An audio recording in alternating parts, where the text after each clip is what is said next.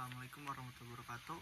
Perkenalkan, nama saya Gilang Danu Wiryawan dengan NPM 0211212424.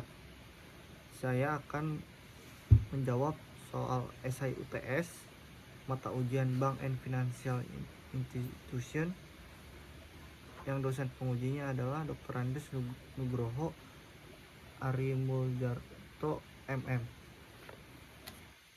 Soal pertama yaitu, menurut pemahaman saudara, hal-hal penting apa saja yang perlu diketahui oleh perbankan di Indonesia terkait OJK atau Otoritas Jasa Keuangan, khususnya dalam hal pengawasan dan pemeriksaan bank? Menurut saya, Otoritas Jasa Keuangan OJK yaitu lembaga independen yang berfungsi mengatur, mengawasi, memeriksa, dan menyelidiki seluruh kegiatan di sektor jasa keuangan di Indonesia.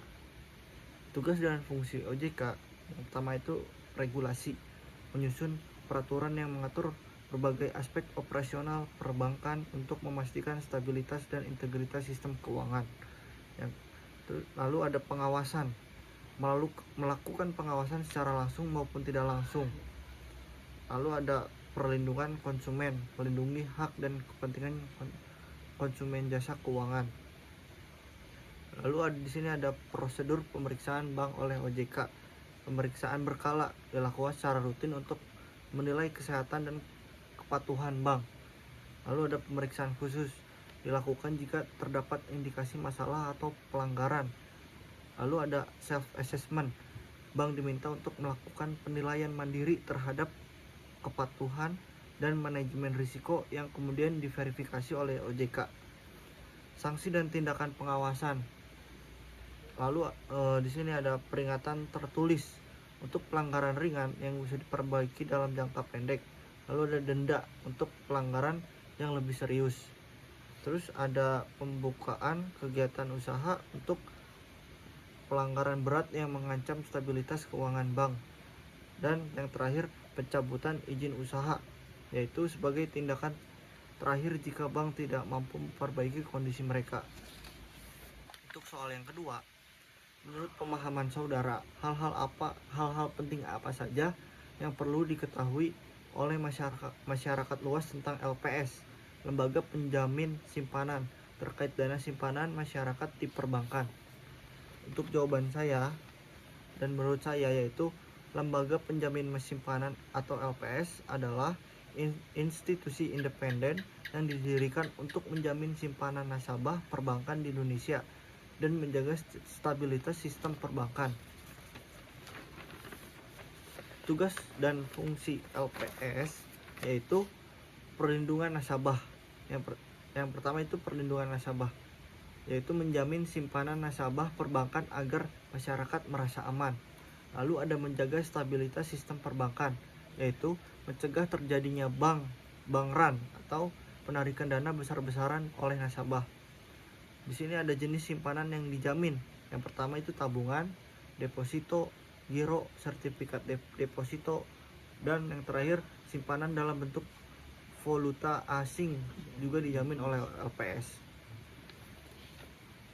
Untuk soal yang ketiga, apa yang saudara pahami mengenai PPATK atau Pusat Pelaporan dan Analisis Transaksi Keuangan? Menurut saya, PPATK atau Pusat Pelaporan dan Analisis Transaksi Keuangan yaitu lembaga independen di Indonesia yang bertugas mencegah dan memberantas tindak pidana pencucian uang dan pendanaan terorisme. PPATK berperan penting dalam menjaga integritas sistem keuangan nasional melalui pengumpulan, analisis, dan evaluasi laporan transaksi keuangan yang mencurigakan. Untuk soal yang keempat, apa yang saudara ketahui tentang kesehatan bank, prinsip kehati-hatian bank, kerahasiaan bank? Berikan.